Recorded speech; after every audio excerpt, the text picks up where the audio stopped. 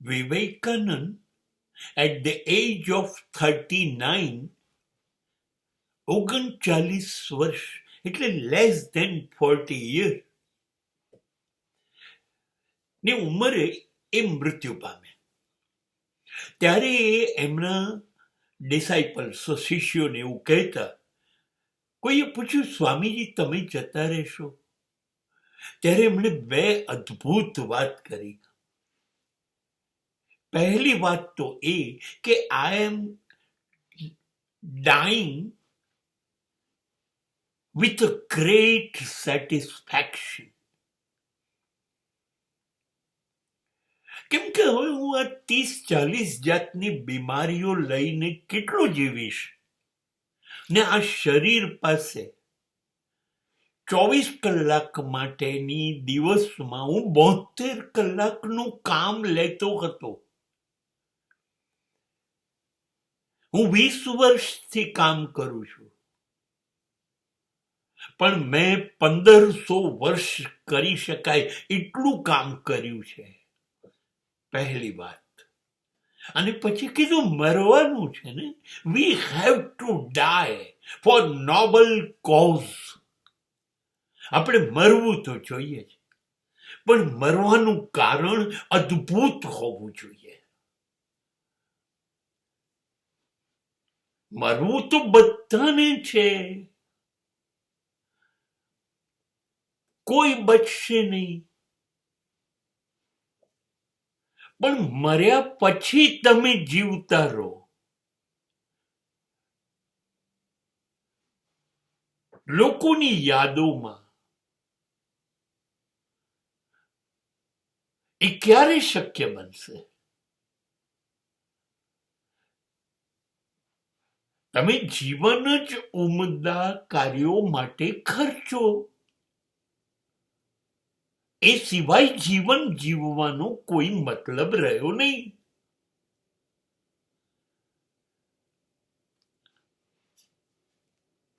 હું જ્યારે વિવેકાનંદને વાંચતો ત્યારે ખબર પડી કે સુભાષચંદ્ર બોઝ, રવિન્દ્રનાથ ટાગોર, લોકમાન્ય તિલક, ગાંધીજી, આવા બધા માણસો એનાથી ઇન્સ્પાયર્ડ થયા હતા.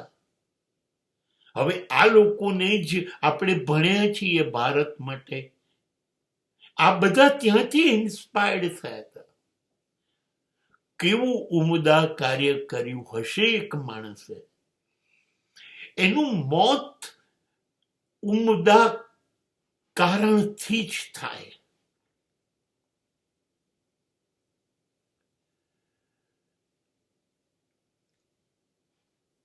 બધા મરે છે. ભગતસિંહ મરે, આઝાદ ચંદ્રશેખર મરે, લક્ષ્મીબાઈ મરે. Nobel cause. 20-21 વર્ષની ઉંમરમાં યુવાની ફાટ થતી હોય વેડફાઈ જવા માટે, ત્યારે ઇન્કલાબ હે વતન કરીને ફાંસીનો ગાળિયો પહેરી લેવો.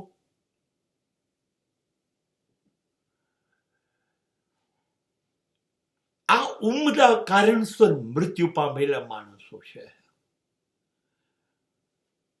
જેમાંથી કંઈક બેઝ થયેલી વાત બહાર આવે તો જીવનનું ધ્યેય ઉમદા કારણ પાછળ ખર્ચાય એ હોવું જોઈએ. નહીં કે સાદી ડિગ્રીઓ મળે, સાદી નોકરી મળે, એક મકાન, ગાડી બનાવીએ, પરણી જઈએ, સંતાનો થઈએ. આ તો બધા જ કરે છે.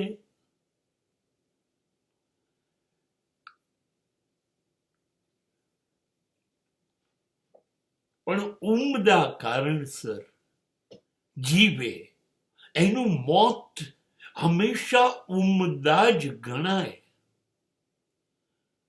એવા કારણસર મરવું પડે તો મરી જવાય. 80ની સ્પીડ ઉપર ગાડી ચલાવીને ટ્રક જોડે અથડાઈને રોડ પર ચીથરા ઉડી જાય, આ ઉમદા કારણ નથી, આ બેવકૂફી છે.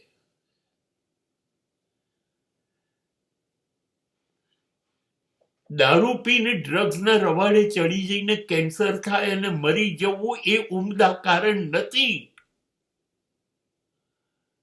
અને આ મૃત્યુની કોઈ કિંમત નથી.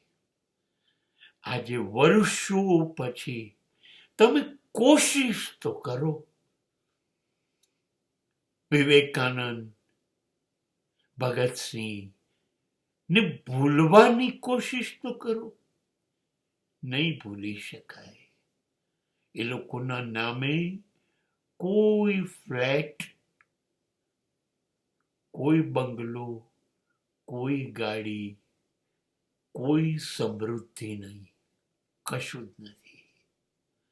યાદ રાખો, કંઈક ટાટા, બિરલા, અંબાણી, અદાણીઓ મરી જશે, સમય જતા બધા ભૂલી જશે. ભૂલી બતાવો. ખૂબ લડી वो, झांसी की रानी भूली बताओ.